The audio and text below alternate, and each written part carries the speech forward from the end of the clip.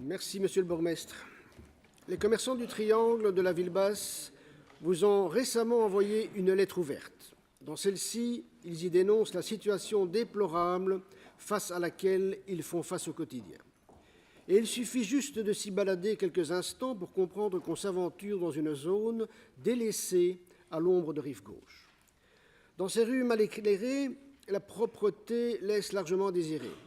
Si lors de l'inauguration de Rive Gauche, les balayeuses s'activaient tous les jours pour nettoyer les alentours, aujourd'hui, la crasse y est majoritairement présente. On ressent également de l'insécurité. Entre dealers et proxénètes, le citoyen a probablement peur de s'aventurer pour aller dîner dans un des restaurants du quartier en soirée. Monsieur le bourgmestre, à vos yeux, des projets comme l'espace Saint-Antoine, les logements au Triangle ou le Left Side Business Park vont certainement apporter un renouveau. Toutefois, la patience de ces commerçants a ses limites. On est évidemment loin des projets aux investissements colossaux tels que vous les exprimez dans la presse, mais ces personnes investissent elles aussi, de l'argent à Charleroi car ils croient en leur ville, tout comme nous. En toute franchise, ne pensez-vous pas qu'ils méritent autre chose qu'une simple rencontre pour entendre leurs doléances? Comment la ville va-t-elle collaborer maintenant avec ses commerçants pour les aider et non pour les enterrer vivants, comme ils le disent eux-mêmes? Quand irez-vous sur le terrain? Plusieurs jours, voire plusieurs nuits, et si vous y allez, je vous y accompagnerai, pour vous rendre compte des difficultés auxquelles ils font face. On sait que la ville manque de policiers pour assurer la sécurité en ville. Cependant, quand un commerçant vous explique qu'il est harcelé à coups de PV pour stationnement interdit pendant qu'il décharge ses marchandises, phénomène connu à d'autres endroits de la ville, alors que le soir, il ne voit aucune, mais alors là, aucune patrouille pour y assurer la sécurité. On peut comprendre encore un peu plus leur désarroi. Comment la police peut-elle assurer un minimum de sécurité au sein de ces rues qui se veulent piétonnières? Enfin, un budget propreté et lumière est-il envisagé, et ce, à court terme? Merci pour les réponses que vous voudrez bien me donner, Monsieur le bourgmestre.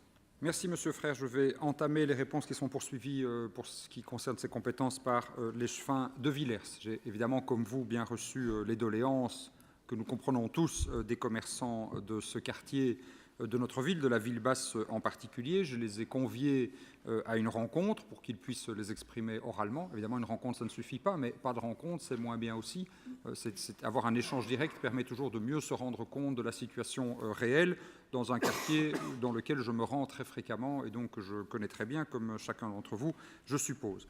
Pour ce qui est de la sécurité, effectivement, vous le savez, nous avons dégagé des budgets supplémentaires en 2016, 2017, 2018. Ça a permis de constituer le peloton sécurisation et ordre public que les Carolo connaissent de mieux en mieux et qui est un peloton qui se spécialise dans les délits tels que prostitution, mendicité, séjour illégal, deal de rue, consommation d'alcool en rue, délits ou incivilités. Ce ne sont pas tous des délits à proprement parler et qui sont précisément ceux qui sont au cœur des plaintes des commerçants qui se sont adressés à nous. Alors, dans un premier temps, c'est vrai, ce peloton s'est concentré sur la ville haute parce que c'est là qu'il y avait les plus grandes problématiques. Mais vous savez aussi que nous avons élargi ce peloton. Il est passé de 8 hommes à 16 et à terme, nous arriverons à 38 personnes dans le courant de l'année 2019. Et donc, grâce à l'élargissement des moyens humains dès maintenant, des équipes vont pouvoir passer sur un créneau compris entre 15 et 23 heures, au moins un jour sur deux, dès les prochains jours et les prochaines semaines.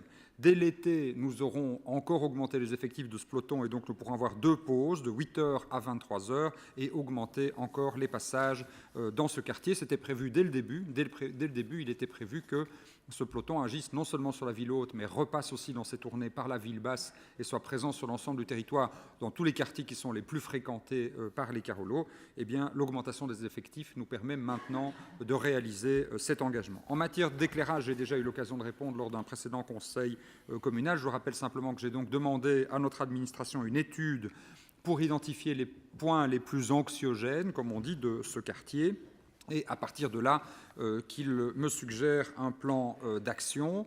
Nous veillerons à ce qu'il y ait des réparations urgentes qui puissent être faites, puisque vous savez par ailleurs que dans le cadre du projet FEDER, il y a tout un plan lumière qui va se développer sur l'ensemble du centre-ville et donc aussi la ville basse, mais ça se fera dans les années 2019-2020, et donc nous allons, sans attendre les années 2019-2020, faire des travaux là où les besoins sont les plus criants dans ce quartier. Et puis, vous l'avez rappelé, par ailleurs, des travaux vont commencer dès le courant de l'année 2018 pour supprimer un certain nombre de chancres d'immeubles tout à fait abandonnés dans ce périmètre et les remplacer par des appartements, par des studios, ramener donc des habitants dans ce quartier, ce qui est toujours la meilleure manière d'y assurer à la fois de la sécurité par le contrôle social, de la convivialité et de remettre aussi un public qui peut donc devenir un public de clients pour le commerce local. Et je cède la parole à M. De Villers pour les éléments complémentaires.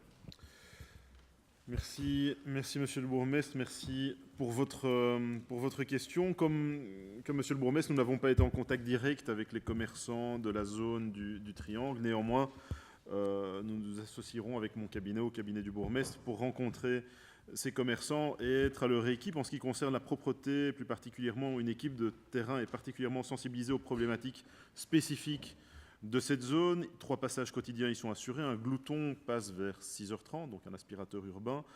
Un pouce-pouce y passe aux alentours de 8h. Et un 3e passage a lieu dans l'après-midi en fonction des déchets, soit avec un glouton ou avec un pouce-pouce. S'agissant de la zone intra-ring, nous avons d'ores et déjà sensibilisé les équipes de Tibi qui seront en charge dans les prochaines semaines de la zone afin qu'elles y accordent l'attention que cette zone mérite. Merci. Une réplique, monsieur?